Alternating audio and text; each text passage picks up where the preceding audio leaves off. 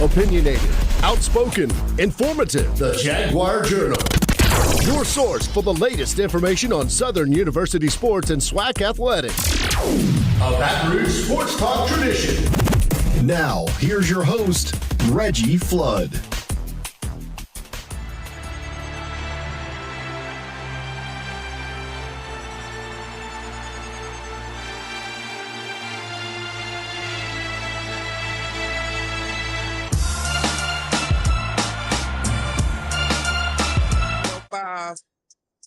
$7:05 a.m. On a Saturday, it's the Jaguar Journal. I'm Perry White. Very, very special guest in the studio with me this morning. And if you hear his voice, for some people, this may be the first time hearing your voice. Some people, they may know this voice. But we want to welcome to the Jaguar Journal this morning. He's basically going to be my co-host this morning. We're just going to talk about everything as well as him. But we want to welcome to the Jaguar Journal my man, Lenard Tillary. Good morning, good morning, good morning. Former Southern University running back, all-time leading rusher in the SWAC. That's legendary.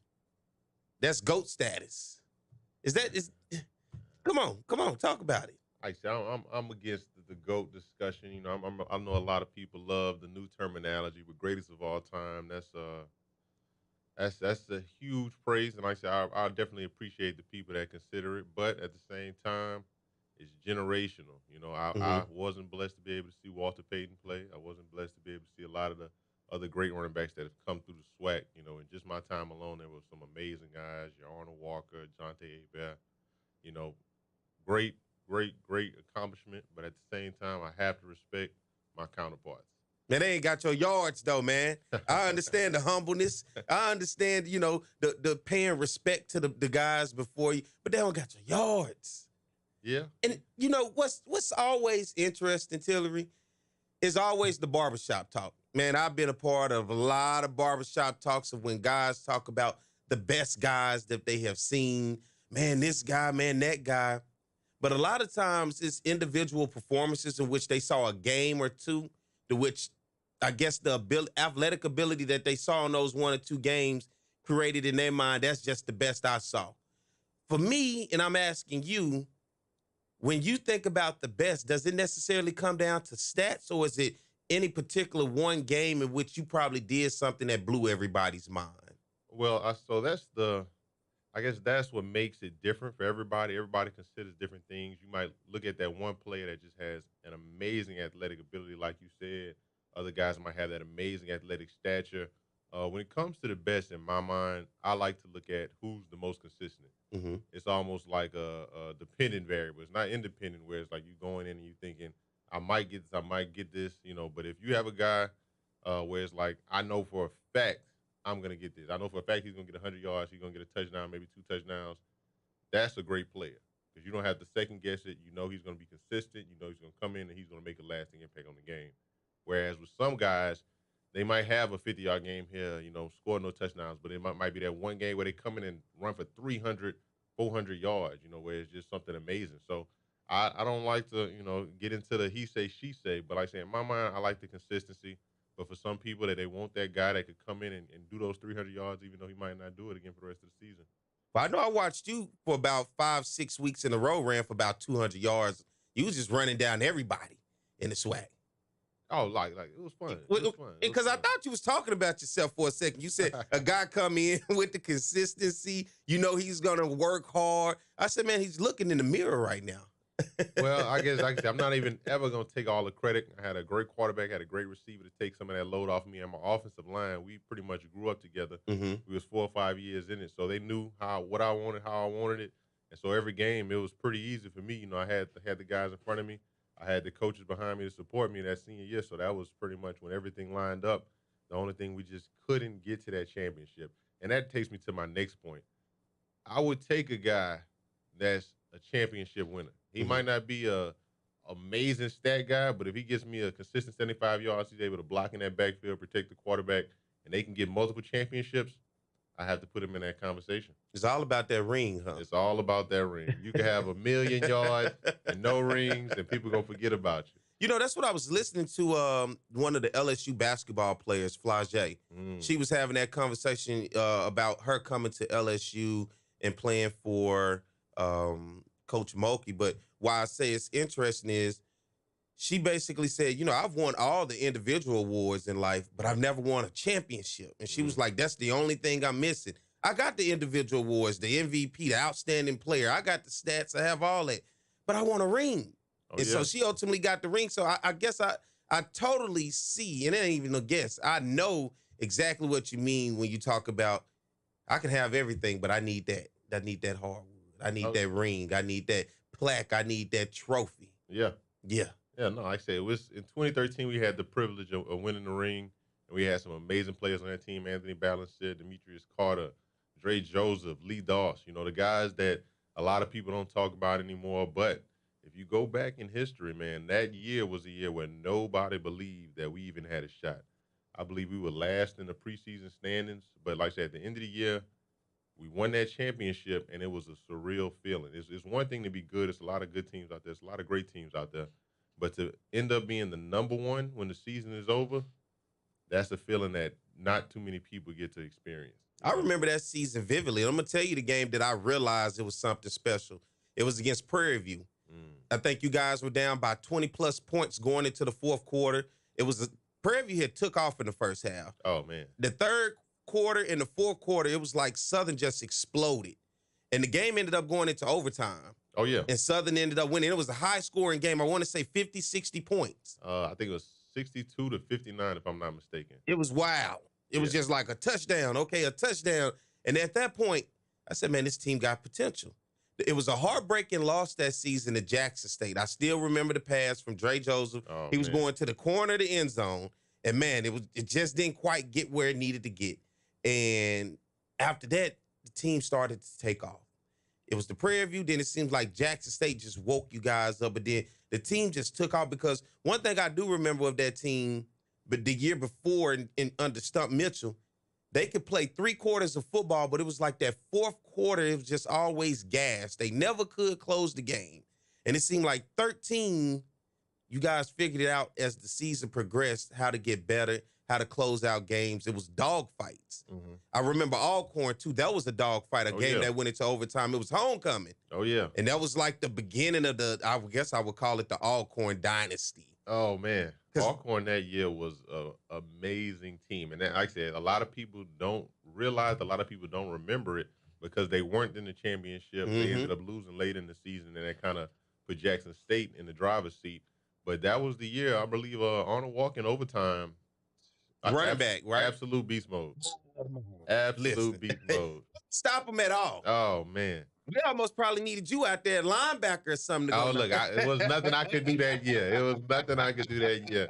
That was my red shirt freshman year, and I'm sitting on the sideline, and I'm just watching him, and I'm just like, okay, this is what it is. This is what I aspire to be, but better. You know, it's just, it lit a fire in me that I can't even really describe at this point. But like I said, even with Prairie View, and if you look back year after year after year, that's pretty much the indicator of our season. Prairie View is that if we win, most likely we're going to the championship. If we lose, most likely we're not going to the championship. Prairie View is just that team. I'm not sure what it is, what that rivalry contains, but a lot of people focus on the Jackson. A lot of people focus on the Grambling. But that Prairie View game, usually early in the season, that's a key game in our season. And so for that year, a lot of people had Prairie View as winning it. And, you know, once again, I cannot complain. They had an amazing team. From their quarterbacks, they had 2 dual-threat running backs catching passes out the backfield, and they got out on us fast. It was so bad at the point people were leaving at halftime, you know, and not just because they heard the band and they heading out of there. They saw the scoreboard, and they was like, there's no way that Southern's coming back. Yeah, that was a tough one when you look at that game.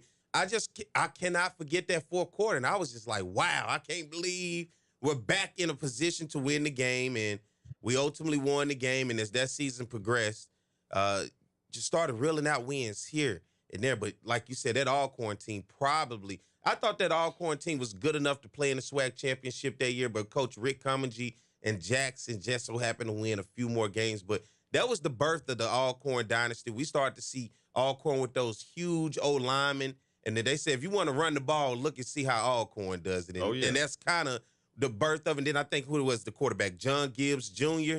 Yeah, you remember John Gibbs Oh Jr.? man, do I remember him? Do I remember him? Like I said, we went from 2013 champions. You know, and it was a hard-fought season. Like you said, I probably can't count on one hand how many times we went into overtime that year. But we a team that wanted it more, you know, and we just fought it out. And then the year right after that, 2014, we came in and it was just a talent overload. You know, we got young guys in the program, Austin Howard, Willie Quinn stepped up. He took a bigger role. I had to step up, take a bigger role. The offensive line had matured at that point, so the offense was firing on all cylinders. And our defense, you know, you got guys like Danny Johnson coming in as a freshman and just shutting down that entire side of the field. So, like I said, it was an amazing year for 2014. Won more games, got to the championship, and could not finish. You know, and that's tough. That's tough. A lot of it, I'm pretty sure a lot of people don't even remember the losers in championship games. I do, because unfortunately it was the Jaguars and that was, so I definitely remember. Let's get ready to take a break. I got my man Lenard Tillary, Southern University, and the SWAC's all-time leading rusher in football history. He's joining us here today in studio talking with us, and we're going to do all type of stuff, man. We're going to talk about everything. So y'all stay tuned. We'll be right back with more of the Jaguar Journal. Care South is now providing COVID-19 drive-through community testing at their Baton Rouge clinic. Testing is available for anyone with or without symptoms and no doctor's order required. No insurance? Care South will cover the cost. Care South is a federally qualified health center providing comprehensive medical, dental, and behavioral health services, offering telehealth services and an in-house pharmacy. Satellite clinics in Donaldsonville, Plaquemine, and Zachary. At Care South, we're here for you. Care South. Family serving family.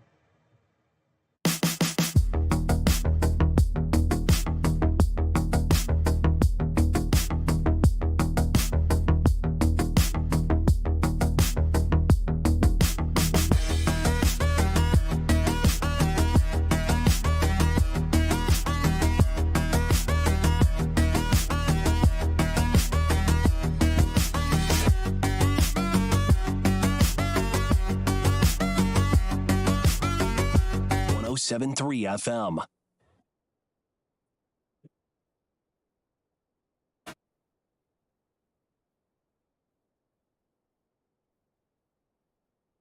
All right.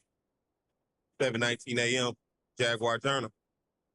I'm Perry White, joined by my man here in the studio, my co-host for today, Lenard Tillary, Southern University and SWAC, all-time leading rusher, man. What's up? What's up? Great day, great morning. Is he on? There we go. There you go. What you say, Till? Great day, great morning. Hoping everybody's up and making something productive of their day. See, I like this energy because when I normally say 7 a.m. is too early, Till was like, man, hey, you should have been got the day started, right? Oh man, look, if you hear them birds singing, you should be up already. Can't let the sun beat you up. All right, Till, let's jump into it because a lot of people, always say, especially when it comes to football at Southern University, they should recruit more local guys. That do they do enough to recruit local guys? Talk about your story, and it kind of sounds echoey in my headphones, but talk about your story. You are a Baton Rouge guy, McKinley High. Yes, sir. Yes, Don't get no more Baton Rouge than that. Come on now. I know y'all love that McKinley blue. Oh man, like I said, it's the legacy, it's history, it's a lot that goes into being a McKinley guy. But I'm not gonna jump too much into that. I know my different people around here, my Scotlandvilles and Capitals, they have history as well. Even in Stroom, they have great history. A lot of these Baton Rouge schools, they have a strong history, they have strong alumni, and they have very opinionated alumni. And with McKinley, we might just be the most opinionated. And oh man, like I said, we love our school, and we're gonna tell you about it if you say something about it. But once again, that comes from having pride in your school. I say from McKinley High School, 2012 to 2016, and unfortunately, never won a championship at McKinley. We had some great teams. We just could never seem to kind of get that formula in the playoffs. And so, coming from McKinley to Southern, it was kind of like crossing the street almost. Southern was very, very similar, I feel like, to McKinley, just in the simple fact that a lot of the local people ended up going to Southern University. But as far as local athletes, just like you said, it's almost like a kind of a brick wall when it comes locally and then crossing over into Southern University. And it can be a number of factors. Some of your super high talent guys, they want to go to the Division I universities, and then the other guys, they kind of fall in between. They feel like, all right, I want to go to a JUCO instead. And, in the past, that was because if you ended up transferring in the end and you had to sit out that 1 year. And then it could also be the fact that a lot of the guys locally, I feel that, maybe the coaches wouldn't trust them to be able to be focused because they were so close to home, because they were so close to their friends from high school. And it, that raises concerns if they're going to get in trouble, if they're going to be able to represent the university in a good light. So like I said, I see it from a number of different sides. But at the same time, when I was at McKinley, Chad Germany, he was the coach at Capital. Mm-hmm. And so we played against each other like 2 or 3 years. When I say we, I mean McKinley and Capital.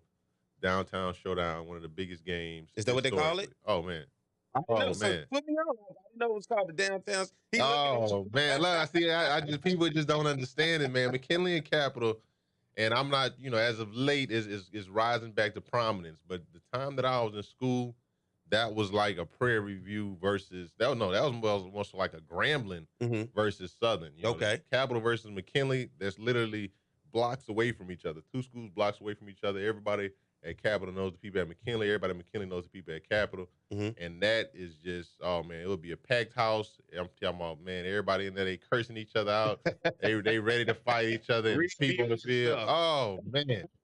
Oh man, look, you could lose that game and win all the other games in the season, and people still gonna talk about that loss. I'm talking about to this day, we had 2012 to the wire, 2013 blowout, 2014 to the wire. It was constantly guys like Terrence Broadway, Frankie Jackson. Some of the elite talent was coming out of those two schools. So it's a lot of pride that goes into it. But Lenard Tillary, coming out. Look, come on, man. I'm not gonna say myself. But like I said, Coach Germany, he saw me play. He got the opportunity at Southern, and so he literally would come talk to me and say, "Hey man, look, you're one of the guys I need at Southern." And at that time, I was, I'm thinking I'm about to go up north or to Northwestern or go to SEC school. I had all these big schools and big dreams in my eyes, and I was getting great talk from them. The recruiting process. They're telling you're gonna be the next this. You're going to be this guy. You're going to be that guy. So I had a few offers on the table before my senior season.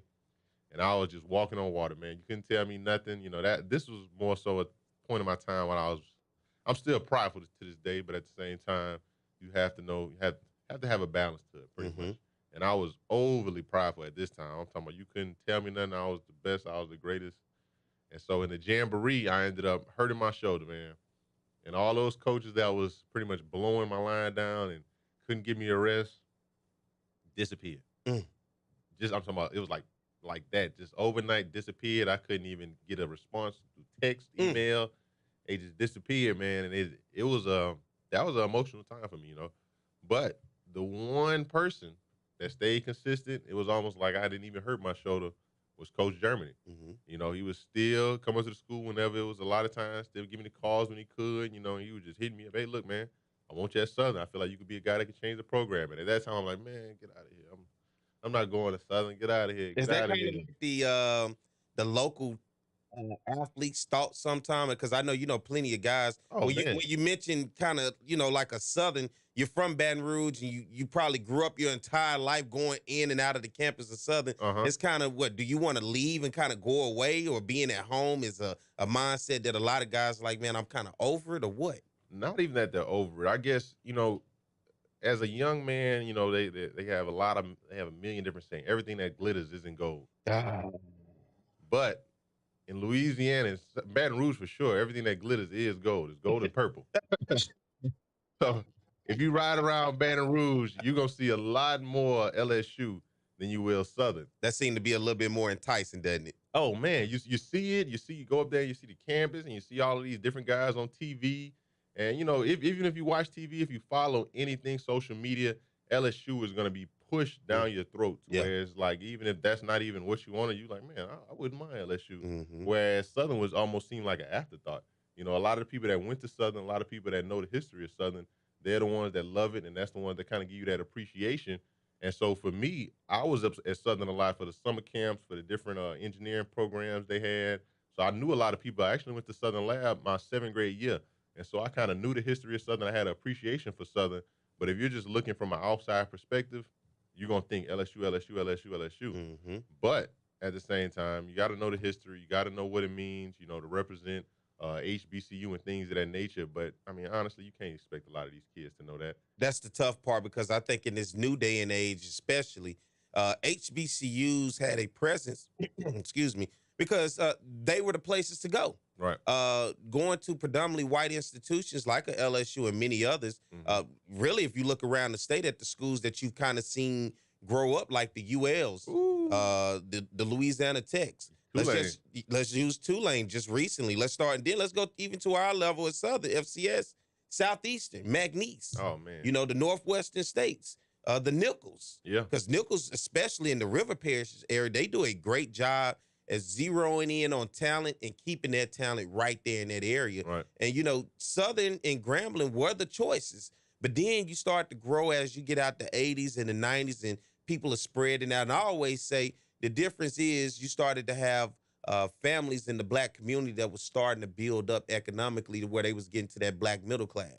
Black middle class, you typically are now moving out of the original neighborhoods that you guys went. We call those the struggle days in those early years. Everybody remember in their early years that house we used to live in back in the day when it was over there, you know, the people who you grew up with. But then, you know, you start to grow up, you start to move to different parts of towns. The parents say, I don't want you to struggle like we struggled. This is why I work hard. You start to go to newer schools. You start to be around a different caliber of people. And when I say caliber of people, I'm just basically saying white people. You're just starting to be around a different group, because guess what? You may be going to a private school, charter school. You're seeing things different. You're being exposed. And now when you asking your friends, hey, man, where you guys going? Oh, man. You know, they man. talking to you about Louisiana Tech, UL, Southeastern, McNeese. Getting out of the state. You know, a lot of people, they don't want to stay in Louisiana, you know, especially as coming straight out of high school. You've seen enough of it. You kind of want to experience something new. I know for myself, I wanted to go to Northwestern in Chicago. All the schools talking to me. That was the one school I liked. Brand new head coach. I took an official visit up there. Was able to see the campus. And academically, a great school. Oh, man, amazing engineering program. You know, I was just ready for something different. I wanted to experience something different. You know, I love Baton Rouge. I'm Baton Rouge through and through. I've kind of settled down. I'm sure I want to stay here for the rest of my life. But at the same time, a lot of times it's a lot of the same, and like you say, I wouldn't even pretty much say just white people, a lot of times it's a different demographic, it's a different mindset, and that comes from that sociology background. A lot of people, they get to where they want to be, whether that be financially or academically, and they move out of Louisiana. A lot of people that's not in Louisiana, out of Baton Rouge. A lot of people that stay in Baton Rouge, they pretty much are, I'm not going to say locked into Baton Rouge, but they're locked into Baton Rouge, whether that be financial opportunities, just trying to get by. But if you look at your people that's making, we'll say 100,000 over, a lot of those people aren't living in Baton Rouge. They might live in your Central or your Zachary or anywhere on the outskirts. What's the new neighborhood we just did? St. George. Yeah. They move that money out, but they'll still come and spend money at the mall and things like that. And so when you look at the crime rate constantly going up in Baton Rouge, that's just a lot of the youth. That's a lot of the older people that never really got the education like they should have, or nobody told them that it would be important at this stage in life. So, just looking at the school system, it's not a lot of people. I'm sorry, I'll take that back. It's not as much emphasis on education. It's not as much emphasis on the ACT. I know when I was in high school, the ACT was like, oh, you have to take the ACT. You have to get a good score. And I was like, oh, well, we don't care about the ACT. Because a lot of kids just think, hey, I'm going to college. And they miss out the part, like, before you get there, there's certain checks and boundaries, and one of those is the ACT. Oh, and a lot of them, they're oblivious to it until the last minute. Oh, and like I said, but that goes back to, and we can't, a lot of people, I want to blame the school system, the counselor should have did this, the teacher should have did this, but that truly starts at home. Oh, my. That truly starts Say at it home. a little louder for the people in the back. Oh, man, it's major. Like I said, for the parents, and it's tough for the parents, I would say, because if you have a mother or a father, or a mother and a father, if you're blessed, that's constantly going to work every day. They working a 9 to 5, having to come home, do more work. It's tough for them to take care of the household, take care of themselves, their spouse, and try to take care of their kids. See, and that goes back to what I was saying earlier. It's about setting yourself up for the future so that you can have the time to invest in your kids. A lot of people have the money to invest in their kids, but they don't have the time to invest in their kids. You preaching this more. Oh, man, that's major. Like I said, unfortunately, I was a teacher for the better part of 3 or 4 years, so I was able to see a lot of it, and I tried to help as many as I could, but it's a push and pull process. I could push so much into you, but if you getting home and it's getting pulled out of you, then it's a cycle, and we just going around and around, and it's a lot of kids that can't be saved because they can't save themselves. I can't look at a kid and say, hey, look, you need to know what the next 5 to 10 years of your future looks like. You need somebody that's behind you, that's pushing you in the right direction. So, like I say, I love it. I love the school, but to go back to what we were saying earlier, I did not look at Southern even as an opportunity until I got hurt. Until these bigger schools kind of just shunned me and wouldn't talk to me, and I still had Coach Germany in my ear. Because at that point, I would say, hey, look, I could just go to school. I'm going to get my engineering degree, and I'll go be an engineer. Football, I love it, but at the same time, that was a hurt feeling to just have people disown you. Not even talking about the people at the school that I went with that kind of just forget that you were even there. And so Coach Germany stayed in my head. He stayed motivating me, telling me, hey, look, you're going to be all right. You're going to come back. And sure enough, I did come back halfway through the season. I ended up playing 4 games that year, averaged 200 plus a game, had ended the season with like 880 yards, 10 touchdowns. And so I still ended up having a pretty good year stat-wise, but that was literally from 4 games versus the entire season. So after that, I sat down with my dad. We had a good talk, and, he was still kind of pushing me, you just walk on somewhere. You could go to one of these big institutions. And like I told him, I want to go to Southern. I feel at home. I took a unofficial visit up there.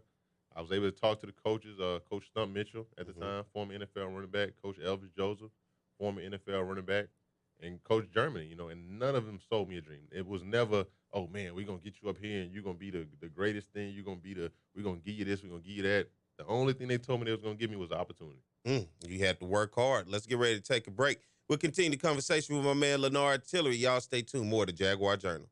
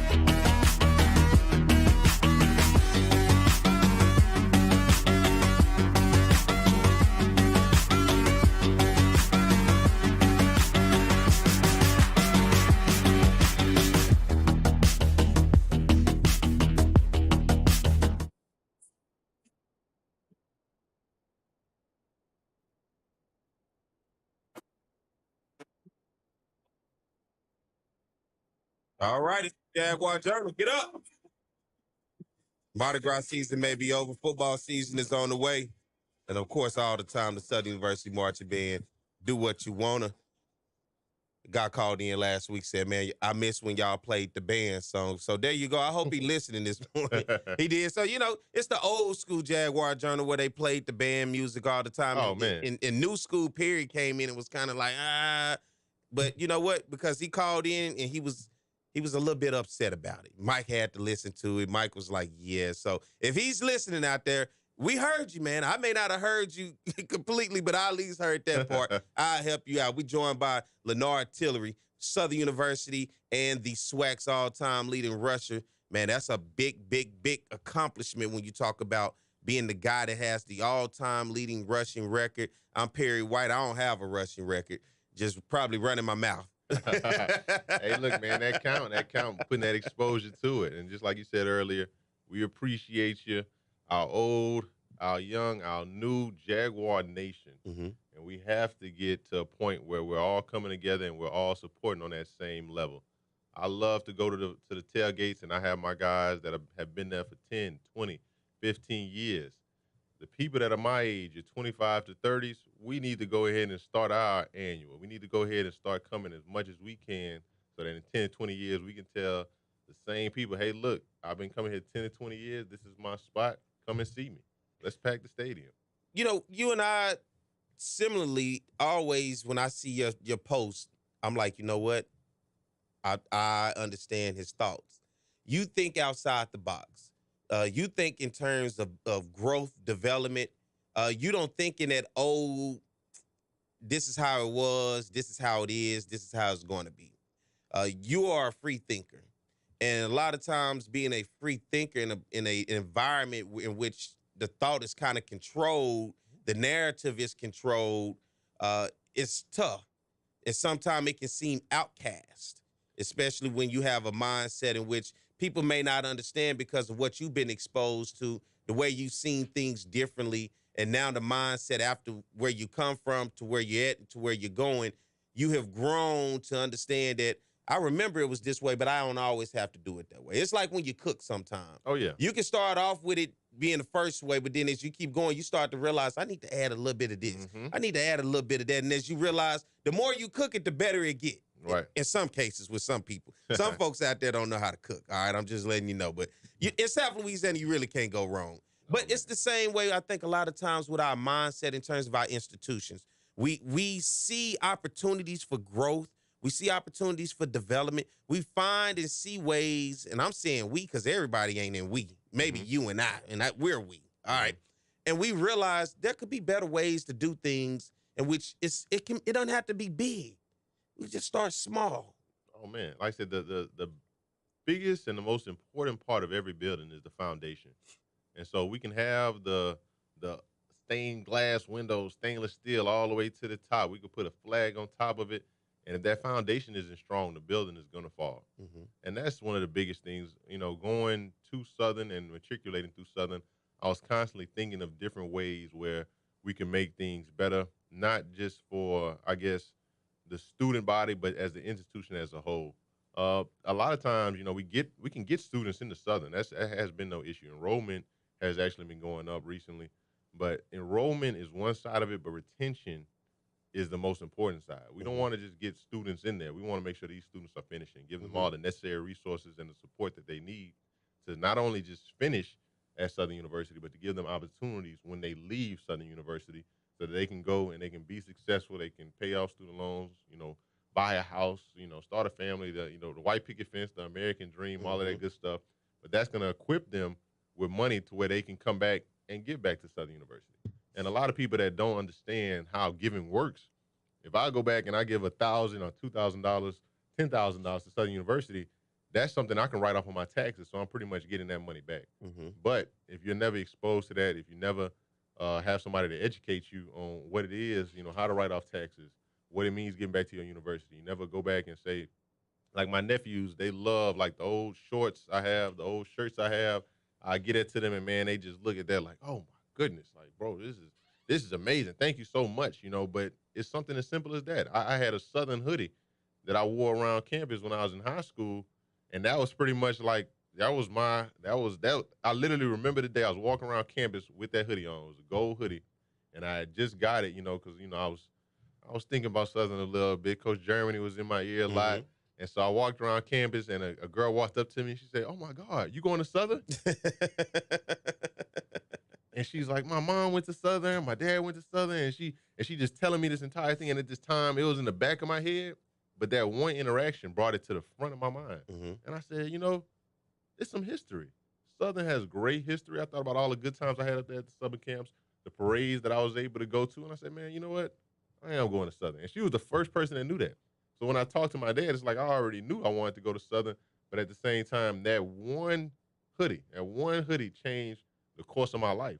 And so now I don't see why we don't have 100 shirts at each high school in Baton Rouge where we just handed them out to the students with the best grades, or students that are showing, doing good in the community or something like that.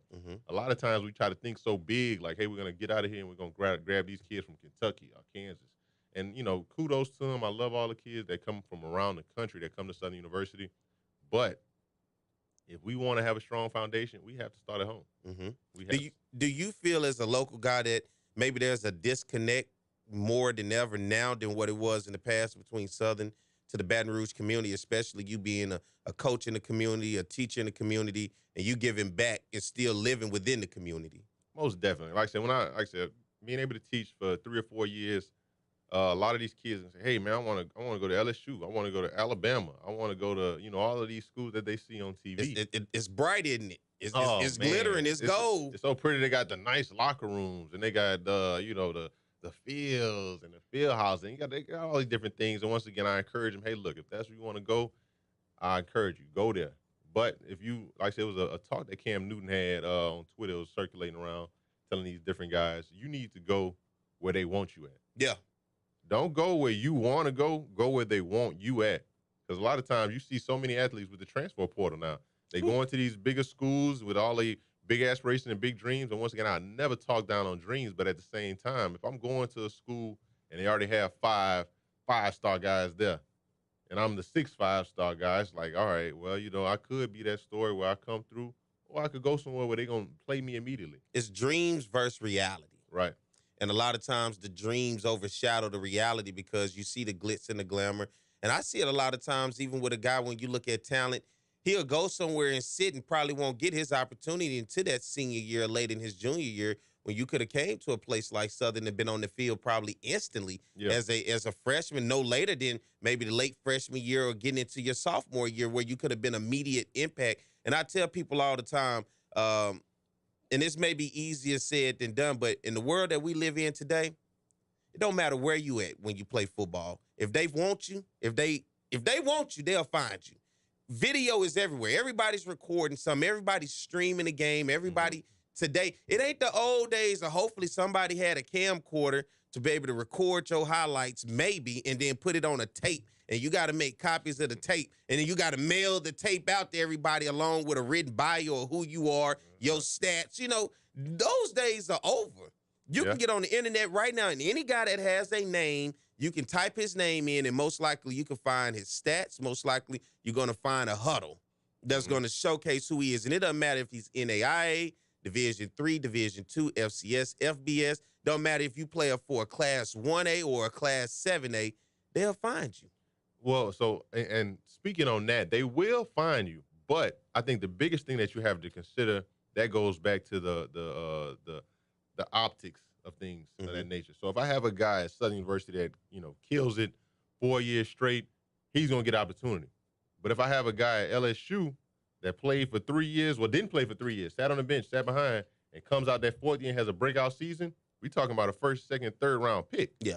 Simply because, it's that backing that's behind them. They're going to push them. And it's not going to be more so the opportunity on the field, but it's going to be the opportunity off the field. And that's when it comes to when we talk about the support. It ain't always financially. It's just sharing, retweeting. Oh, man. Supporting, putting it out there. Alcorn did that in the 90s with Steve McNair, where they pushed that Heisman campaign. Oh, yeah. And you hear about it to this day. You still hear about it to this day. To this day. And for you, I felt like, and still to this day, we're going to take a break and we'll come back and finish the conversation. I still feel like although you are still young and you hold the title as the all-time leading rusher in the SWAC, there's not enough emphasis on that accomplishment. For me, I just don't see enough, and this may be from my perspective, and I'm thinking I'm watching as best as I can. I just don't see from a perspective of respect to say, here's the all-time leading rusher. We should use him in some form of marketing and promoting to help the value, not only for Southern, but the value of the conference. Because you're not just Southern University's all-time leading rusher. You're the SWAC's all-time leading rusher. You're not even 30 years old. Not 30 years old yet. You're a young guy who still can go out and speak to kids. You're a young guy who can still relate to kids. You are a guy who can tell that kid, I was thinking about going to Northwestern, the same way you probably thinking about going to UL, Texas Tech, Baylor, Southern Miss, wherever you decide to go. But it was because of the HBCU to where my talent was able to really showcase how good I was. I wasn't overshadowed, and I was able to do something better than anybody else that had done it at that position to be the all-time leading rusher. There's a message that you have that I think can relate to young people, especially when it comes to that hard decision-making of deciding, where am I going to play football? What schools am I going to go to? And a lot of times, unfortunately, like what you said, when it comes to the HBCU, it damn near seems like it's the last resort. It's like everything else fell through. Well, they still calling me. I'll go there. How can we be the first choice and not the last choice? And I think a message that you have and the success that you have and the upbringing that you have could be that message if they could see the value in how can we relate this young man, who is still a young man, into incorporating him to create value for our conference. He's the all-time leading rusher. I believe in giving people their flowers when they're still here. Ain't no point of honoring you when you're 65 and you know, you accomplished this 40 years ago, and now we just now want to bring you. We still have you. Young, energetic. You right now look like you can go run through. You probably can right now go run through these guys. You know, you still, but let's take a break. We'll continue the conversation. We got another hour to go, all right? So stay tuned. There's more of the Jaguar Journal.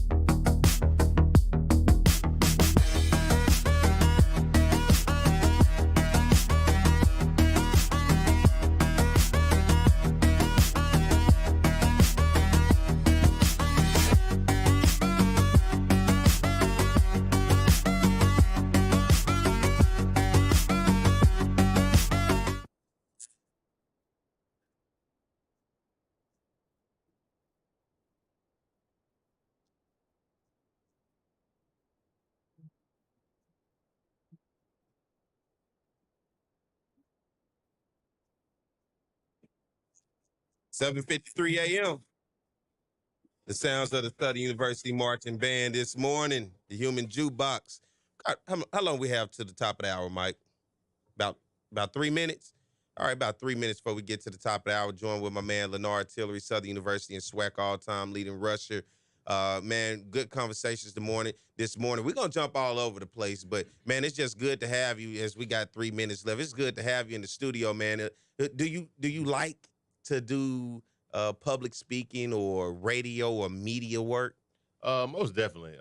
It's a lot of people kind of just look over, but at the same time, the small things like this are kind of what starts that change. It might not be 1 million people listening today, but if we have 10 and one person listens to that and they take that next step forward, that's what it's all about. My pastor used to always say, I'm sitting here looking at an entire congregation, but if one person get this message that I'm preaching today, I did my job. Did your job.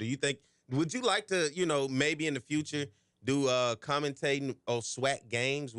Could you do that? Oh yeah, most definitely. Like I said, I would love it. Just I guess it's you hear it a lot. You watch these primetime games, and it's almost like these people they know the players almost personally. They've gone out there, they've done their homework, and then you watch our games, and it's almost like, hold on. What am I reading off the sheet? This guy, It don't seem natural. It doesn't. Where they did their homework. It's kind of like I have to flow by what I have, Right. And I just pulled up and happened to look at it. That's all I'm going by. What you right. The other guys, when you look at the other side, it's just, and that's why I think you would be perfect for it. I'm trying to push you that way, man. If they listen, I'm trying to push you that way because I think you are a benefit of and a value at the age that you are that I think you can bring something to the table. It's not many people that's around right now that's the all-time leader in anything and not 30. But to say the all-time leader in a certain position, you did it, and you did it better than anybody that came before you. It may not have been just an individual game where somebody say, man, that dude was good from that end, but your stats, you ran for over 4,000 yards at Southern. You broke a record that was there for a long time in Destry Wright, former Jackson State running back, who a lot of people thought that record wasn't going to be touched. Your record is probably going to stand for a long time unless we got one of those, as Deion Sanders say, we get one of them dogs in as a freshman. Oh, yeah. That 200 yards a game ain't easy to do. That's some hard stuff to do. But we'll continue the conversation. We're going to get ready to take a break. We at the top of the hour. My man, Lenard Tillary, in the studio this morning with me. Hey, we're going to take it up even more in the 8 o'clock hour. We're going to take it up even more. So we got about 10 seconds. So y'all stay tuned. Go get you a drink. Go use the bathroom. And go sell this to somebody and say, hey, tune in. Wake up. It's the Jaguar Journal. Go Jags.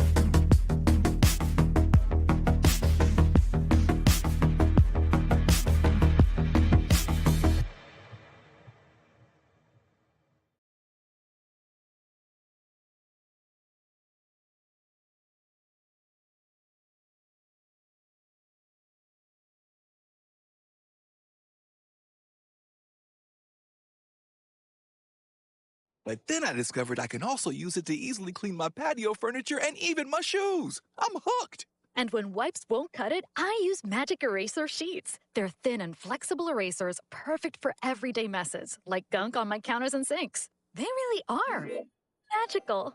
The reviews are in. Mr. Clean Magic Eraser and Sheets make cleaning look easy. Yeah, so stressed. Our business is growing. We've got people all over now. Uma. What is that? Meditation? I'm recommending the Uma cloud phone system with auto attendant and more than 50 features. Uma? Yep, switching to Uma is a cinch. Just $24.95 per month per user, plus taxes and fees. Uma. Now you're feeling it. Find small business calm at Uma.com/radio. That's OOMA.com/radio. The Japanese Prime Minister, the apparent target as a device explodes ahead of his remarks at a political event today. A 24-year-old man has been arrested after what looked like a bomb was thrown at Japanese Prime Minister Fumio Kishida at a campaign event in Western Japan. A loud explosion is heard going off moments before Kishida was due to address the crowd, causing commotion at the scene, with people there screaming and running away. Kishida was swiftly evacuated from the scene unharmed. Kishida was back on the campaign.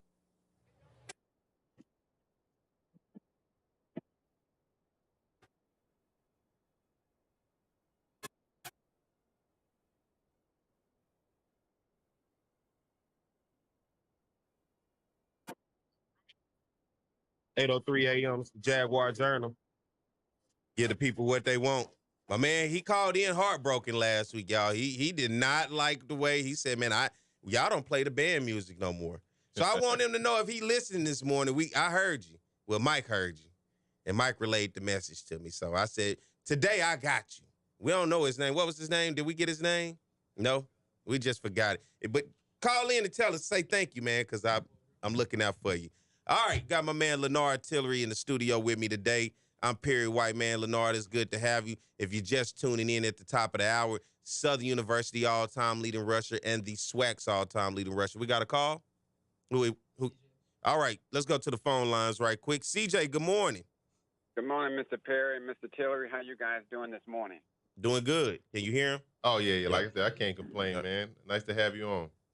Look, I just want to say how pleased it is to know of someone like Mr. Tillery who just don't talk what he say he needs to talk about, but he also is a person who exercises it as well.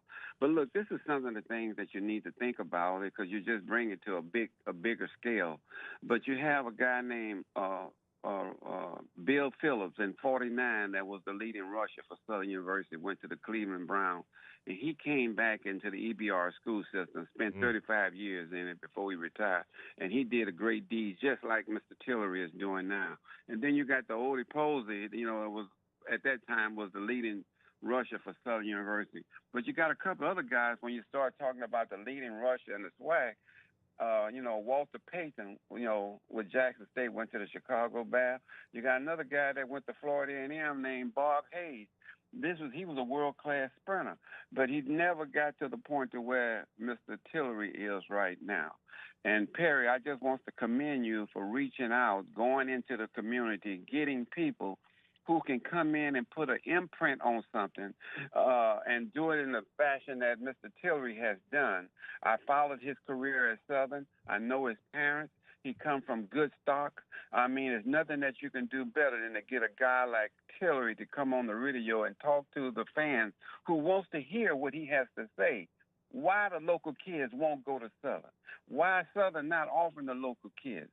What is the disagreement? What is the difference? What is the separation? What is the things that we got to do to represent our university, in a better way to where kids won't think of us negatively before they start thinking about us positively?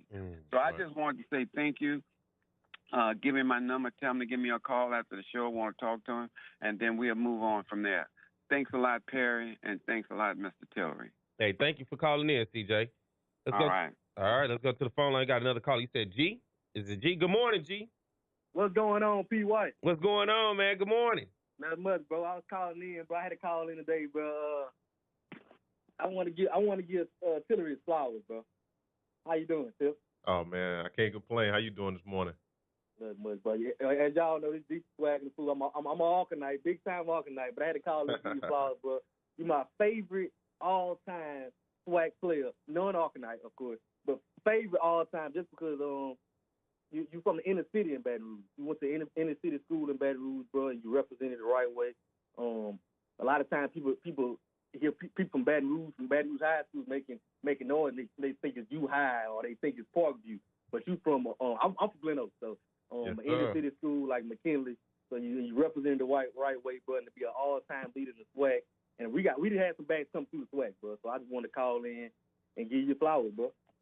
GSPN, man, that's the first time we done had you on the Jaguar Journal. I'm glad to have you on, man. Listen, if y'all don't know about this guy on social media, and he was one of the first guys I learned who showed me how to talk trash via social media when it comes to what he like to call his big bad Braves. All right, he gonna let you know about them, and he gonna let you know about Glen Oaks. Was there a McKinley Glen Oaks rivalry? Most definitely. Like I said, a lot of people don't even realize it, but Jonte Hebert came from Glen Oaks. He was the guy at Prairie View that was. I remember that homecoming. Jonte Hebert came here. We had nothing for him. 2015 was that? Yeah. Yeah. And like I said, at the same time, and like, I'm not gonna step on nobody's toes with this. I'm not gonna step on nobody's toes with this. All right, step on their toes then. They said they didn't have a scholarship for Jonte, and that's why he ended up going to Prairie View. Who's they? I can't look. I can't put no specifics on it. This is just. You hear me, G? This is what people are telling me. He wanted, like I said, to my knowledge, he wanted to stay at home. He wanted to go to Southern. You know, he decided he was going to do SWAC. Southern didn't have a scholarship for him, and Prairie View said, "Oh man, we got to have him." G, and I got to ask you, you're an all-corn guy. You went right up the road. You know, you didn't go too far, but for you, what's your thoughts in terms of the Baton Rouge kids and even with Alcorn? Because there are a lot of Alcorn people here in Baton Rouge, so the Alcorn-Baton Rouge connection is very close and deep. Yeah, it is, but I think it's just because of the Mississippi state line is like right there. You get to Mississippi in 40 minutes. So I think that's real big. Like for my situation, like my father's from Mississippi, my mother Southernite from Baton Rouge, sister Southern, brother Jew, and my father was right across the road, Woodbury, Mississippi, all twin states. So that's why I decided to go. So it's family. It's a lot of love between all twin Southern. And you know what? Tillery broke the SWAC's all-time leading rusher record. Bring it up. Yeah, I got to. Man, you remember? Yeah, I was there on the sideline. Like I said, I was witnessing it all. 2016, you broke it. But I was happy, like I said, because, you know, this is the inner city Baton Rouge kids. I'm always pumped up for that. So it was huge. And also, I can remember when Tillery came to work at Glen Oaks, coaching. Yes, sir. I'm at the barbershop, and the kid walked in with the Glen Oaks shirt on, and I'm like, "Hey, what we gonna do this year?" He said, "Well, we got a new coach. From Southern." I said, "What's his name?" And he said, "Tillery." I said, "That's just not no player. So that's not no regular player." And I said, "He said no." I said, "When you get to ask him who he is." And I never talked to him again. I never talked to the kid again. But I told him, "Ask who that is." That's an all-time leading rusher in the SWAC. And we didn't have to do it, but Walter Payton came out of this league, bro. Walter Payton came out of this league, and we got our all-time leading rush out in the SWAC. So I just want to call in and give you flowers, bro. No, man, I appreciate it. And you talking about Alcorn. Is G still on there? Yeah. Y'all produced them running back. Yeah. Oh, yeah. You talking about for the longest, they said if you want to know how to run the ball, you look at Alcorn. Yeah. What y'all going to do this year since I got you on here? Hey, I'm looking for big things, but we got another real good running back this year, Jordan Howard. I think he's gonna be real good. I think we're gonna do the thing. We got to do a threat quarterback again. You know, when Alcorn is Alcorn, we got to do a threat quarterback. And so we got to do another dual threat, kind of like Noah Johnson can take it 80, but I think he got a better arm than Noah Johnson. Talk about Tyler Macon, our quarterback, transfer from Missouri. So I'm expecting big things. With them Jaguar, It's do or die for me this year. It better be because you've been getting heartbroken here lately. I'm talking about last-second field goals, fourth down stops. These past 2 years has been rough. And then even when I saw you in the LG Clark Activity Center, a.k.a. the Mini Dome, when the battle for number one, when it was Alcorn and Southern, and you was over there with his flag on. I'm talking about he looked like the king of Lorman, Mississippi, and we booed him right up out of there, too. Got him right. It's been tough. It's been a couple good years, but it's been tough It's been tough in Baton Rouge the last couple years, so. Yeah, like I said, y'all had a lot going for you. You know, to come from a John Gibbs directly into a Lenard Footman, man, that had to be some amazing recruiting you guys were doing out there. I know when John Gibbs went down, and that was at Southern, the rainy day when we was on the beach out there. It was about 15 of us there, and I was one. Oh man, man, look, he get in the game, and everybody think, oh, we got a chance now. I think he took the first one about 50 or 60 yards. He was walking on like Jesus. Oh man, that guy! I had never heard of him. I didn't even know who he was, but we learned that day. Funny story. I was standing on the sideline, and Coach Odoms was right by me. So John Gibbs went down, and I saw the 3 Alcorn fans plus the band over there. G was probably one of them. They were over there, and they was just like, you could just see like, oh my God. So the few Southern fans, they was like, yeah, this is it. Unfortunately, it was because of his injury. Next play, couple plays later, Lenard's Footman gets in. He runs right in front of Coach Odoms and I, walking on the water. Just walking. I look at Coach Odoms. Coach Odoms looked at me, and he looked at the other coach. Who the hell is this guy? And after that, I learned who Lenard's Footman is. Ended up taking Alcorn to the Celebration Bowl that year. You guys' defense that year, that was one of the best defense I had seen in a while. When you went on to take on North Carolina A&T, Tariq Cohen, this is when I knew he was a bad joker. Oh, man. They could not put a finger on him. Oh, man. It's too shifty. Like I said, a lot of people, they come in and they compare me and Tariq even during that time period, but that would be like having a Willie Quinn at running back, you know? I would have loved if they had the Legacy Bowl during that time to have Tariq Cohen and Lenard Tillary in the Legacy Bowl. Now, tell me how you stop it? How you stop it? Well, I guess so. And like I said, I love Tariq, great running back, amazing athleticism. But just like myself, one of the biggest parts is the O-line. Mm-hmm. You know, and those guys on his O-line, they were opening gaps. And so the biggest way that you can stop a Tariq Cohen is to play gap football. If you stop the gaps and you make them push outside, then your linebackers, and pray to God that they're athletic enough, are just going to have to play them to the sideline. There's no way, I'm not going to say that you can stop them, but you can limit them from going for 300 and 400 yards. But if he gets that gap on that inside, oh, man, it's lights out. How do you stop a Lenard Tillary who's going to bust me for 250 and 240 and 230? I say it's gonna be it's gonna be tough. Like I said, just like I said earlier in the show, it's some players that you can't stop, but you have to realize it's like what they say. If I play a Steph Curry, Steph isn't gonna beat me. He gonna get his little 20 or 30 points, but I'm not about to let him beat me. You know, I just have to limit that type of player. So with a Tariq, with a Lenard, whoever it may be, if you have a play that you know for a fact is going to have a good game, we just got to stop him from having a great game and shut down everything else. Yeah. Let him get off, but hey, none of them receivers get nothing today. Oh, yeah. That's over. We're going to let you run the ball and run your clock down, but we ain't going to let you get nothing over the top. Everything going to be short. We're going to keep it under 7 yards, and we just going to play a long game. And that was Alcorn's formula for success, honestly. Like I said, I can't even say that I like Alcorn. I hated Alcorn. I still hate Alcorn to this day. You know, because they have a formula and they stick to their formula. They're going to beat you on the ground game. They're going to hit you for 3, 4, 5, 6, and then 20. 3, 4, 5, 5, 5. And before you know it, they done scored and they done took 7 minutes off the clock. They were a great second half team. And I'll never forget one of those years when y'all had those big boys. I think they were like Samoan or something on the O-line. Oh, man. You played Pine Bluff. And my mom, of course, is UAPB graduate. She goes to the game. I think they played Pine Bluff and Little Rock or something one year. And I know by halftime, my mama called me on the phone. I was at a Southern game.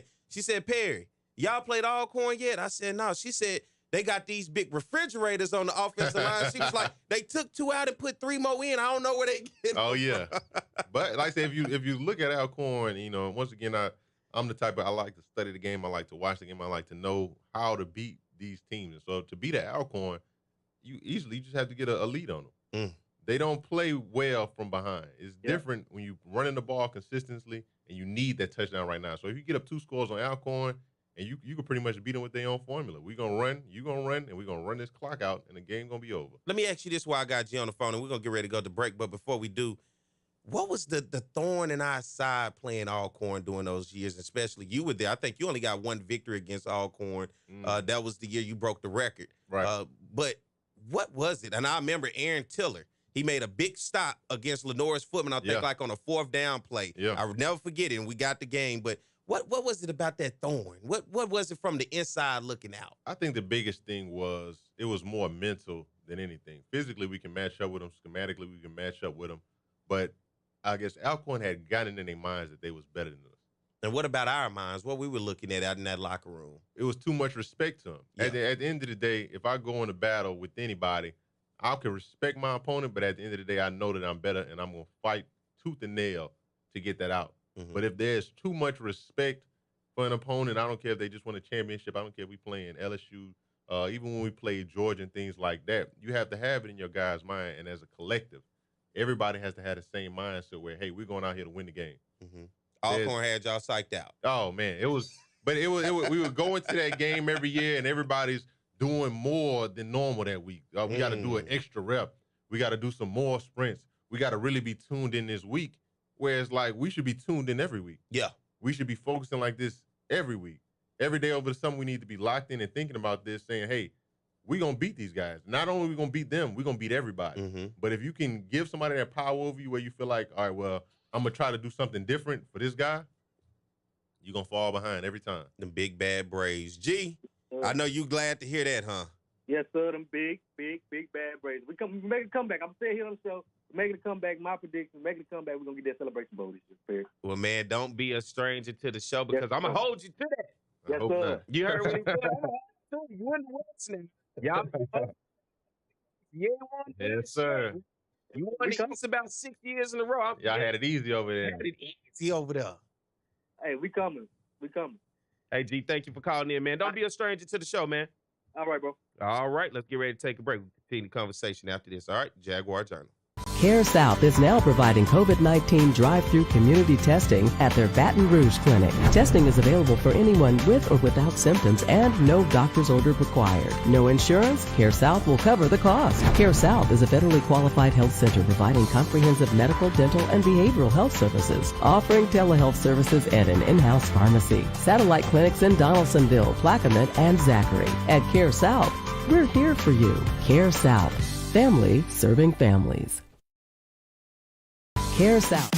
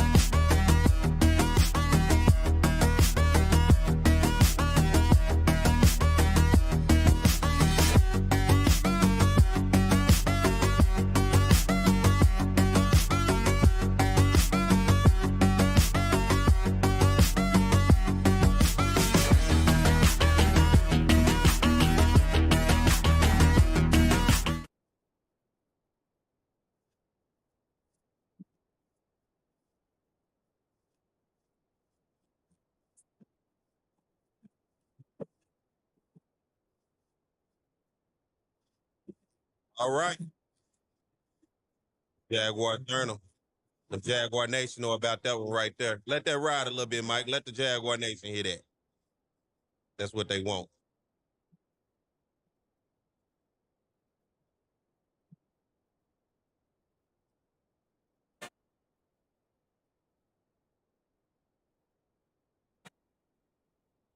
All right. I'm getting them ready for football season, Tillery. Man, best time of the year. Best time of the year. It's the Jaguar Journal. Good morning. Thank you guys for listening in. Shout out to everybody that's watching us on YouTube. And if you want to follow us on YouTube and look at this guy, this hunk of a man that's sitting next to me, the all-time leading rusher at Southern University in SWAC sports, all right? Lenard Tillary. Go follow us on the Jaguar Journal YouTube channel. Just go to YouTube, type in the Jaguar Journal, go to live, and you'll be able to find us. Comment in the section. For a shout out to my man Thomas White Jr. That's my cousin from the other side of the family. Mogul Threads always showing a lot of love. I have on some Mogul Threads this morning, Thomas. Come on now. Hey, my guy. Hey, we gotta get Tillery laced up, man. Shoot, we gotta get Tillery laced up. I got a little something at the house, man. Look, I'm gonna wear my hat next time. I got you, bro. So we're gonna work on try to get Tillery on here with me, man. I like Tillery, man. A good fit to have him here on the show. Till, as we get ready to jump back into the conversation, we've been all over the place in terms of local guys and being recruited by Southern. We talked about the value in terms of what it means for our brand.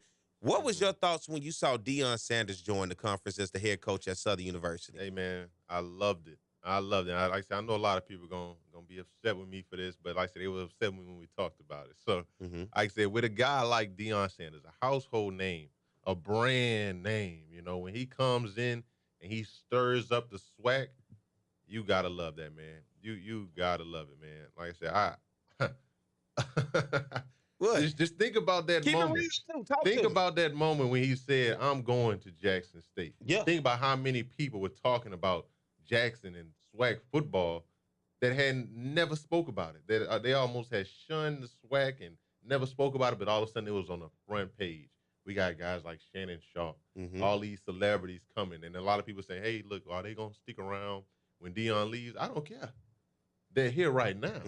We trying to look so far in the future. Is Deion going to stick around? Look, I tell you what, I asked somebody this, whenever Deion decides to make his decision to go to Colorado, if your job came to you today, I'm sorry, a different job, it's the same job you've been doing, but it's a different company. And they say, hey, look, man, I'm going to increase your salary 10 times. Are you going to stay at your job? Can I say this? Hell no. It's funny, but if the situation presented itself and it was like, you know what? We want you, dog. Yeah. And I'm looking at the situation where I'm at. Everybody wants to move up in life. That's why we work. That's why you work hard, because at some point you want that promotion. Yeah. At some point you want that salary bump and increase. At some point you want to be the boss. Oh, man. Be somebody who on a job and don't want to be the boss at some point. And so when you get that opportunity, that is for me, I don't see, I didn't have a problem with him leaving, but I thought, man, I would have did everything in my power to keep that type of guy around, because that does not happen often. Let's go to the phone lines. Let's go to Chris. Good morning, Chris.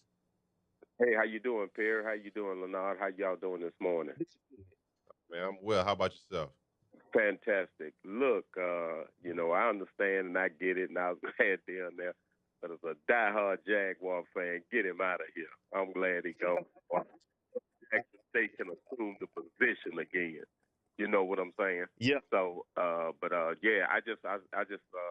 wanted to talk to Lenard, about, with you being in school and everything like that, teaching and what have you, the importance of having a good relationship from a standpoint with our Lord and Savior Jesus Christ. I mean, I know about your family and your father and everything like that, and it doesn't seem to be like a lot of these kids even have that type of environment. I look at one of my church members, Malcolm Roach, and, one of me and his daddy real close.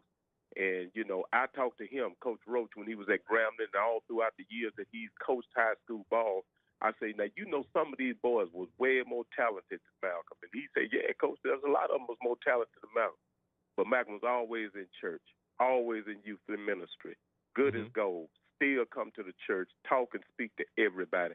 I mean, it's the solid upbringing. So, a lot of these kids just look at it as talent, but your character and everything says a whole lot about who you are and how far you going to go. And I just wanted Lenard to just talk about that, because I think a lot of our kids are just missing out on the basic foundation of being good and what's really important, and praying and asking that, the Lord put his hands on whatever success it is that you want. I know in the school system they have it limited, but we all know where the truth and our strength and all our hope comes from. And I just wanted to hear Lenard talk about that. Great show, guys. Thank you, Chris. Oh man, like that's amazing. Look, you brought a smile to my face just to even be able to talk about, our Lord and Savior Jesus Christ, and that's one of the biggest things in my life that I can give credit to for all the success I've had on the field and off the field. And you said the key word, it's the foundation. I'm actually working on something, some writing I want to do. My father's a writer. He writes books, things like that. I'm working on a book myself. It's called The Power of Self-Destruction. And that's all. The only thing it's going to talk about is the different things in life that the devil gives you to self-destruct. And one of the biggest things that he gives people to help them self-destruct is success. And so when you get that success, whether that be money or the fame or all the accolades that all these people are giving you, they're raising you up, you are honestly and quickly, and you see it a million times over with a lot of athletes, they start believing it and they start lifting themselves up and they saying, hey, look, I'm this guy, I'm that guy. And a lot of times it may be true, you may be an amazing athlete, but anything that man can give you, they can take away. But if something that God gives you, nobody can take that away. And one of the best things God can give you is favor. And so I know for me, I grew up in the church. Literally, I might have been born in the church. I can't remember that far back.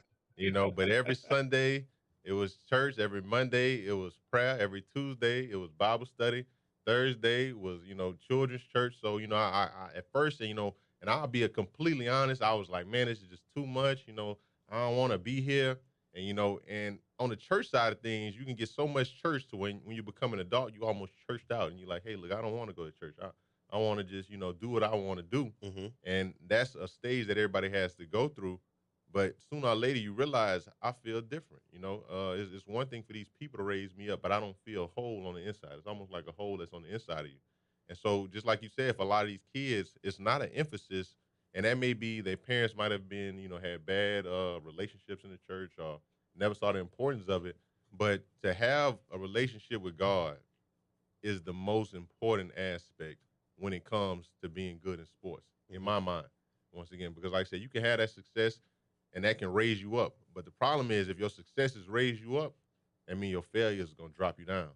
I think it goes back to what you said earlier, too. Just like the educational side standpoint of things, it starts at home. Oh, yeah. What starts at home is your morals and values and who the ultimate character and the personality of the person that you're going to be as you get out into life and you start interacting with people. You start making decisions. You start having to realize what's a good decision, what's a bad decision, and start to realize there's always a place in life to learn, that you don't know everything, and to be accepting, to be able to learn and to listen and to be able to bring that in. And one of those things when you talk about learning and listen, it's about making those direct decisions in life based off of faith, morals, and values, because morals and values are key when you talk about the individual, their character, and who they're going to be. So let's get ready to take a break. We'll continue the conversation because we got threw off the Dion train, but we're going to get back on it in a second, all right? So y'all stay tuned. I know Chris hate that. He cringing.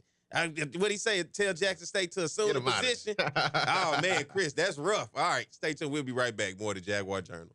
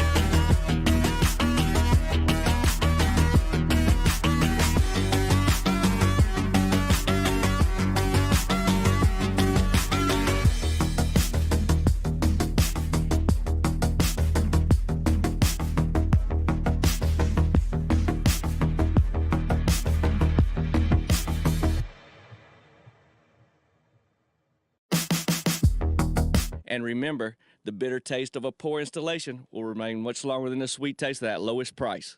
Call us today, 929-8944. That's Rebel Heating and Air, 929-8944. Or go to rebelheatingandair.com. In the game of life, we want to catch heart disease before it strikes. See a cardiologist at Cardiovascular Institute of the South to keep your heart safe. Find a CIS clinic near you at www.cardio.com. Talk 107.3 FM.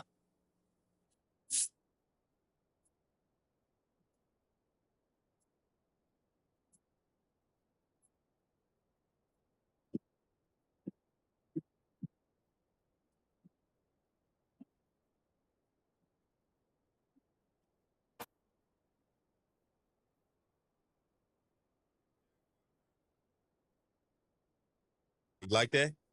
Man, Ain't nothing like that band at that HBCU when you get ready to run out on the field, huh? nothing like it, man. You like that? Ain't nothing like it. Hey, all right. That's the SWAC all-time leading rusher, Southern University all-time leading rusher, Lenard Tillary. Is that a good selling point? You know, you go to the other schools and, you know, you're not going to get that right there in terms of the atmosphere with the band at a HBCU that you get to come along with it. But your experience being a football player at a HBCU and then having that band incorporated with it, did that sell it a little bit more? Is there anything that helps with a team when you got a band behind you like that? It can be, I guess it can go both ways. For somebody like myself, coming from McKinley, you know, who had a great band on there. My bad. They had played at field, you know, coming up. I can't feel it. Man, it was like I would love that, you know, it would power me up and I'd be ready to go. So going to Southern was just, I loved the band. But some of the guys on the team felt like the band overshadowed the football team. But like I said, that kind of ties into what we was talking about earlier. The jukebox, they have a brand, a brand name. What my boy Denzel said, it's a brand name. Baby. Oh, you talking about that Blue Magic? Oh man, come on, this it's is a household name. It's a household name. And so if you look at them, man, like I said, you can check all their socials and everything like that. They got tens of thousands of followers, you know. And it's something that a lot of the guys, you know, especially the kids, you know, and once again, coming from the teaching system, those kids that's in the band, they love the jukebox. They like, man, like I want to play at Southern. I want to play so bad, you know, even if I don't get a scholarship and they give me an opportunity to play, I go. Basically like they walking on.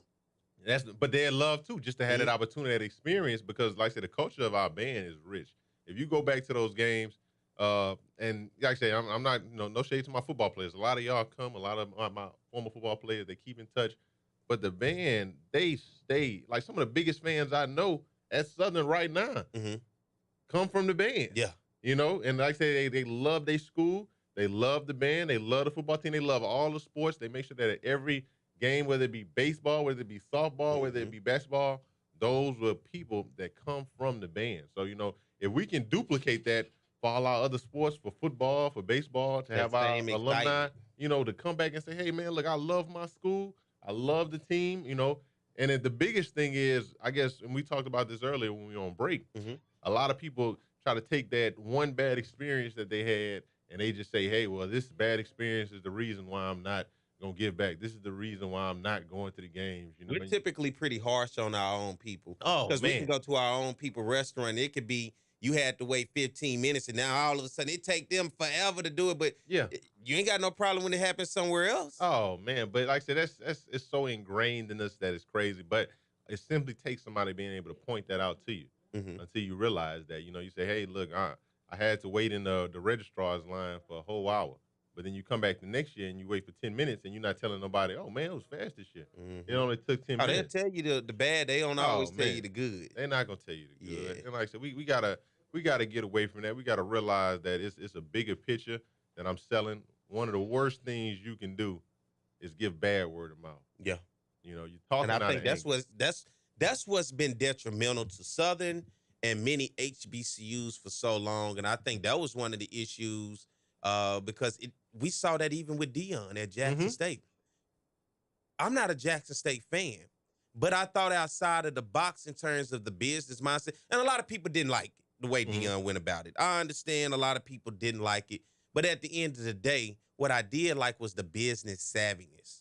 Forget all of the antics. Because antics in today's world, you got to say and do crazy stuff Because if I just come on here and talk good all day, people don't want to hear that. People want to see a fight more so than they see me helping a homeless person, And just right? like you said, one of the greatest fighters, Cassius Clay, he was known for talking the trash. He was known for getting the people in there, getting the people riled up, and he gonna sell some tickets. And so when Dion came in with that same energy, and you know, a lot of people, what I feel like they had selective listening. They was listening to him when he was saying how great the SWAC was and how great Jackson was and how this is his home and he wants to stay here. But they wasn't listening to him when he was saying, if I get a better opportunity, you best believe I'm going to have to consider it. And that's when I would have been doing everything behind back door. Like, bro, we cannot lose this guy. Oh, man. That's the same way I'm feeling with you. We cannot lose this. We got to keep this guy around because he has a value in who he is. And what you don't want is somebody else to come in and show him that they value you or him more than what we supposed to be doing in terms of valuing you or him. And for me, that's where I think we lose the connection because you can be forgotten in our realm just like that. What they say, lost in the sauce. Oh, man. Gone. Gone. Within 5-6 years, you are the past. Let's go to the phone line. We got William on the phone. Good morning, William. Good morning, Tillery. Good morning. How are you? Oh, I'm fine. Talk to me. I wanted to call in and thank you for changing the music on the show. Southern University has the best band in the land. Yes, sir. And we just will to use it, and I think it adds value to the show. Well, I'm glad you enjoyed it, William. Did we got you hyped up this morning? You excited? Oh, yes. I'm enjoying the show, and the show this morning is 150% better than what it was last week. Wow. Because the guests that we had on the show last week, that guy Mark Gray and the guy from All Script were terrible guests. You don't like those guys? I don't like those guys. It's my own opinion. I know everybody's got an opinion, but they didn't bring nothing to the show last week for my opinion and for what I listened to the show for. You like Tillery? I really enjoyed Tillery. He's very well-spoken young man. The leading rusher in the SWAC. But that's the kind of guest I like to hear on the show. I think we should get some of the local WAFB TV sports guys on the show that know more about Southern University and about the SWAC. We need people on the show that's like that's progressive and that adds value to the show. Well, guess what, William? I listened to you last week.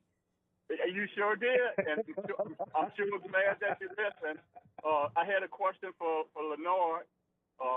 My question to Lenard, I missed the first opening of the show, and I wanted to find out what school is he coaching at and what school is he teaching at, if he's still, in the East Baton Rouge system. So I stepped away from coaching and teaching last year. I was at Glen Oaks High last year, and like I said, it was a lot of long nights, especially after the games and things of that nature. And I realized, I guess, at a school, especially at a lot of these inner city schools currently in EBR, it's more that I can give the kids on an outside perspective than being on the inside. My hands were kind of tied. Like I said, I love football. I love winning games, everything of that nature. But when I came to teach, that was really because I wanted to impact the community. I wanted to give somebody that opportunity that I didn't have, whereas having a coach from that next level that'd be able to give you that advice.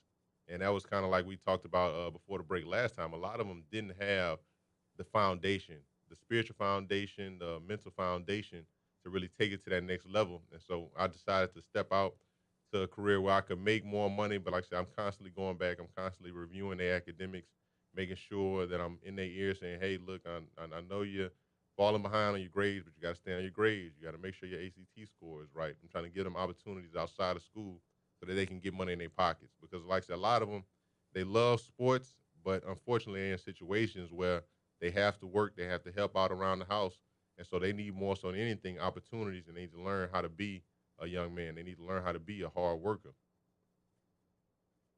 Also, Perry, I had a question about, or a comment. You mentioned earlier about, or it was one of the callers mentioned that it would probably be good if we had somebody young like Lenard Tillary being an analyst on the broadcast of the game. I think that would really add value to the play-by-play as well. I have no problems with Coach Richardson, but I think it's time we put some fresh blood in that play-by-play analyst position, really. Man, I'm trying to push him over there. I used to do the sideline reporting, so it's good to hear somebody say to put some young blood, some new blood. But we all know sometimes that's kind of hard, right, Tillery? It's kind of hard when there's an older generation sometimes that don't want to let go of the reins. Right. And I think a lot of times that's what makes it a little bit harder for the younger guys like ourselves, because there are gatekeepers. And sometimes those gatekeepers don't want to quite let us in yet because they may not truly understand us. We're a different breed. This is our generation. We're different. Well, Perry, this is coming from a man that's 68 years old, Perry. So this is letting you know that I'm talking about things that adds value to the university. I'm not just looking at setting in my old ways. Okay. I'm looking at it from a young person's perspective, as well as somebody my age. I'm a 68-year-old man, and I think progressive. I think adding value to the institution, adding value to the football program, adding value to the athletic program, adding value to the radio show. That's why I made the suggestion, change the type of music, change the type of guests that you get. Guests that can talk about Southern University, can talk about the SWAC as a whole, really. Mm-hmm. Also, look at bringing in subjects. They got websites out there that got information that's on HBCUs that can be talked about on this show each and every week, coming from not only the Southern perspective, but looking at other HBCUs as well, really. This show has to get more progressive and add some value to the community as a whole, really. And I think that Lenard really adds some value to it. So just read between the lines. Hopefully I hear you loud and clear. can get this young man on there and add some value to the program, really. Trying to see what his Saturdays are looking like moving forward. William, thank you for the call, man. Okay, then. Thank you very much, Perry, and thanks for the music. You're welcome.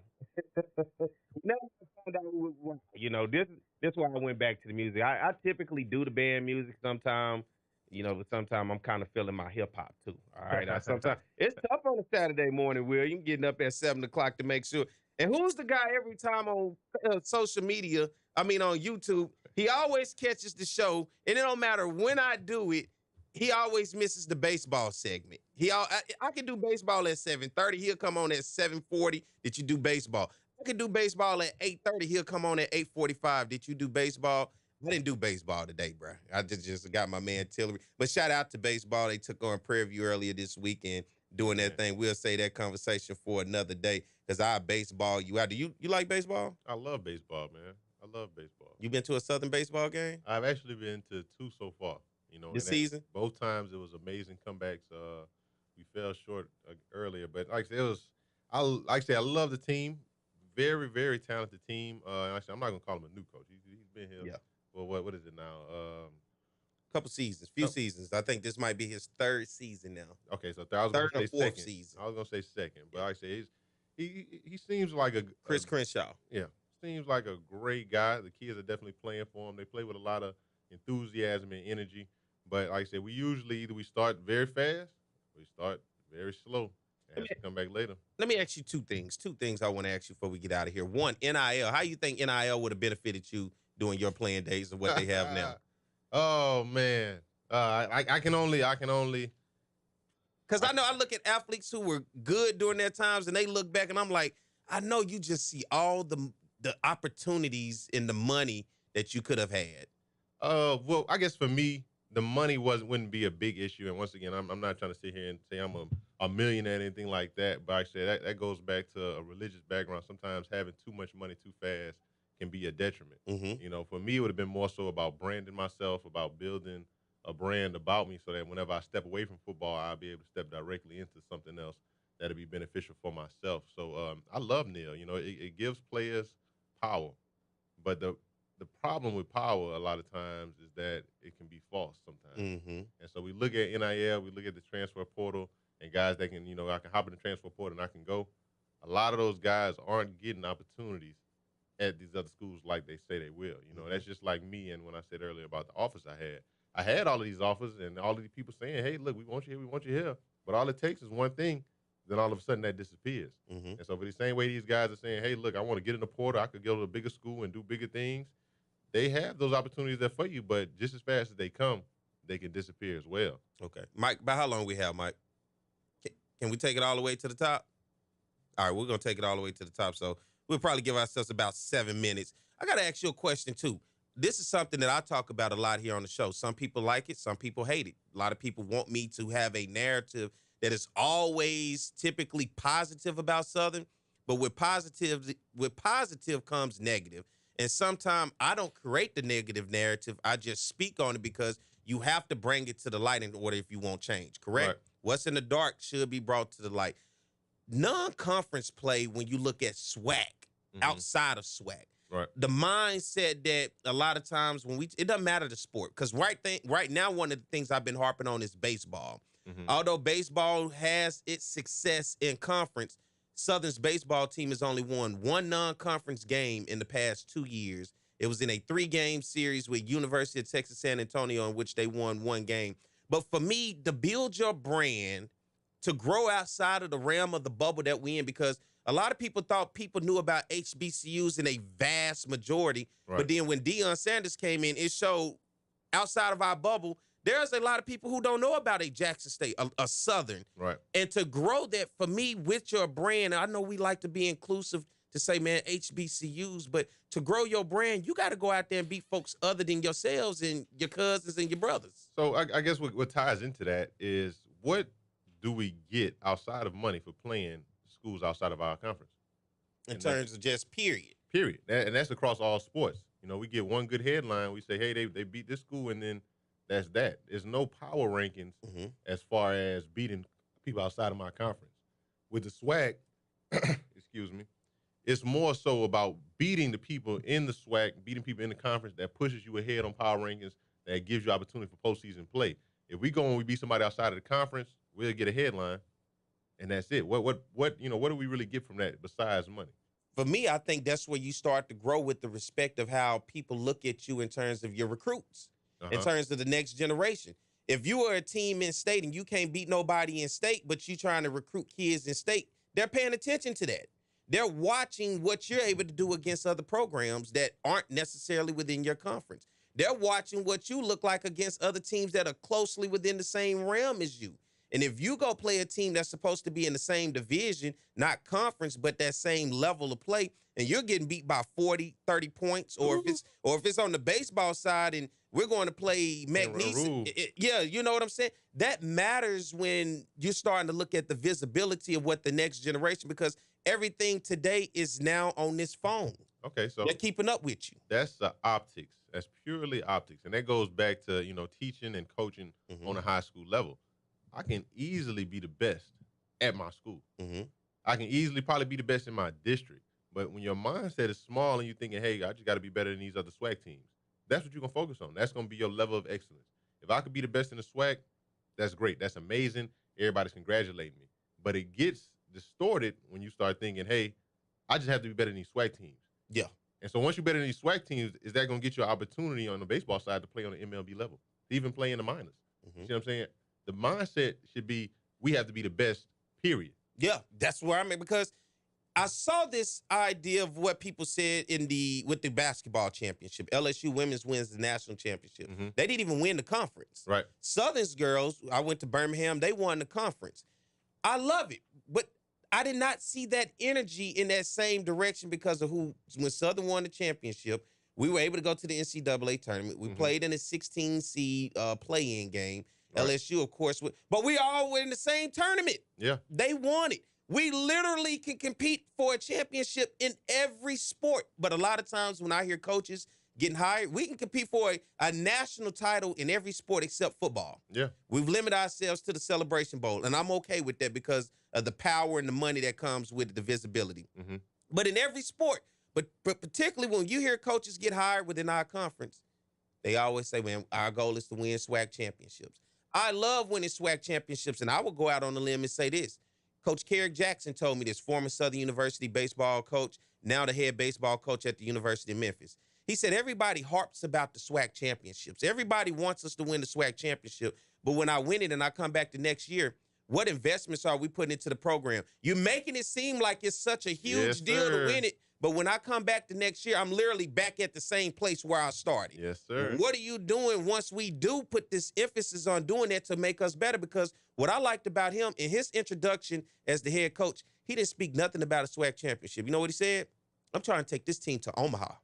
And like I said, I don't know how much time we have left, but a lot of people. Can we sneak out a minute? All right. A lot of people ridiculed a head coach for football in particular because when he came in, he said that he wants his program to be at his level like LSU. A lot of people talk bad about him and said, he's crazy. They'll never be that good. But he came in with a mindset to make it better. And he ended up being out of here in a few years. And that was my guy, Stum Mitchell, the reason why I came to the school. Because he saw a vision for the program, not to just be SWAC good, but to be good. So where we can compete with a school like LSU or Georgia or whoever or whatever you line us up with, we want to be able to compete on that level. But like I said, if it's a closed mindset, like you said earlier, that's probably how you open up the show. If it's a fixed mindset and you thinking this what it is, that's what it's going to be. Tillery, I want to thank you for coming on, man. I'm going to see what your Saturday's looking like coming up here in the future, man. It's good to have a conversation with you. That's Lenard Tillary, the SWAC's all-time leading rusher. I'm going to put emphasis on that. The SWAC and Southern University all-time leading rusher, man. I see a value in you. Me and you been cool for a long time. There's a lot of respect, man. I got some pictures of me and you I on my wall now, man. A lot of respect. I thank you for coming on this morning, man. And thank everybody for listening. So if you're on social media in terms of our Jaguar Journal social media, be sure to follow us, and as well as on YouTube, be able to subscribe. And all right, thank y'all. We'll be back same time, same place next week. As always, it's the Jaguar Journal. Dumpsters, they all look the same, and trash all smells